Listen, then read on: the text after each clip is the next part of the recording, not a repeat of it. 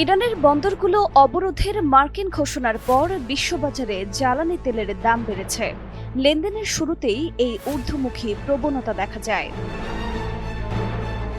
মার্কিন ও ইরানি কর্মকর্তাদের মধ্যে যুদ্ধবিরতি আলোচনা ভেস্তে যাবার পর ট্রাম্প রবিবার ঘোষণা করেন যে মার্কিন নৌবাহিনী হরমুজ প্রণালীতে সব জাহাজের প্রবেশ বা প্রস্থান আটকে দেবে। এদিকে ১২ এপ্রিল রবিবার সন্ধ্যায় এক বিবৃতিতে মার্কিন সেন্ট্রাল কমান্ড জানিয়েছে, আগামী ১৩ এপ্রিল সোমবার পূর্বাঞ্চলীয় সময় সকাল ১০টা থেকে ইরানের বন্দরে প্রবেশ ও প্রস্থানকারী সকল সামুদ্রিক যান চলাচলের ওপর এই অবরোধ কার্যকর হবে।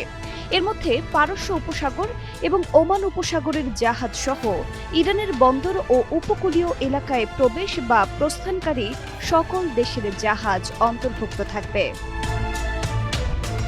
এরপর থেকেই যুক্তরাষ্ট্রের বাজারে অপরিশোধিত তেলের দাম ৮% বেড়ে প্রতি ব্যারেল $১০৪.২৪ পৌঁছেছে।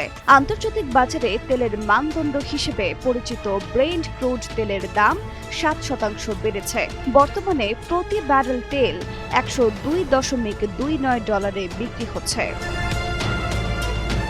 এছাড়াও ট্রাম্পের অবরোধের হুমকিতে সোমবার এশিয়ার প্রধান শেয়ার বাজারগুলো নিম্নমুখী প্রবণতা নিয়ে খোলে।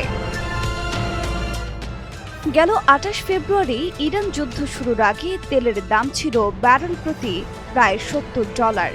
যুদ্ধের প্রভাবে বিভিন্ন সময় তা $১১৯ও ছাড়িয়ে যায়।